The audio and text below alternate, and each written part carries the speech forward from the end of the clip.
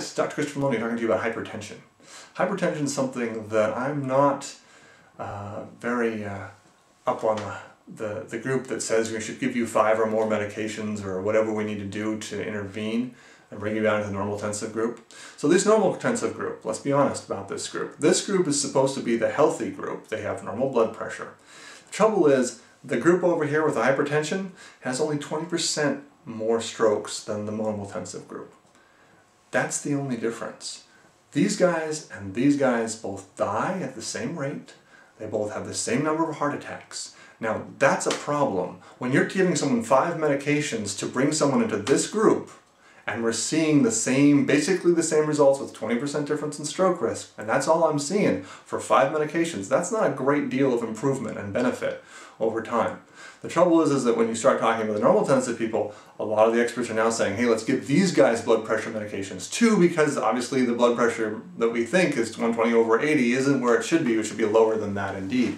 So what we see is that this group, hypertensive group, is not getting any benefit over this group, and yet we're not getting where we need to go.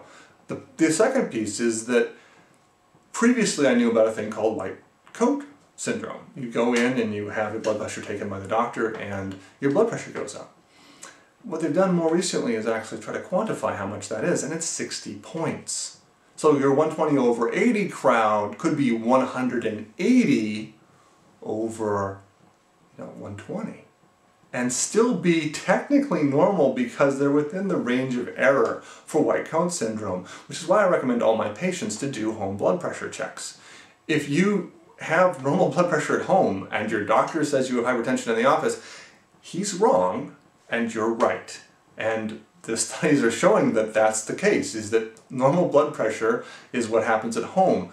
What hypertension in the office is such a common side effect, it shouldn't be considered a common effect. It should be remarkable, and we should applaud the people who are calm enough to have normal blood pressure in the office. In fact, some of those people should probably be checked at home for hypotension, low blood pressure, because they're 120/80 in the office. Maybe they're 190/60 at home, and their dizzy spell is actually because they've got no blood pressure in their head. So I'm really not a fan of taking 5 or more medications for hypertension. If you are on 5 medications for hypertension, or 3, or 2, or 1, you should have controlled blood pressure 24/7. If you are above 120/80 at any point during your day, you're not controlled. At which point, your risk factor is the same as the hypertensive group. You're not controlled. I don't care how many medications you're taking. If you're not controlled, you're not controlled. That's the rule. That's why they're going up to 5 medications. You need to be controlled. If you're not controlled, you don't get any benefit. So if you're on a bunch of medications and your blood pressure is still bouncing around, it's time to do something different. And it isn't another medication or an increase in medication. You want to look at some other options.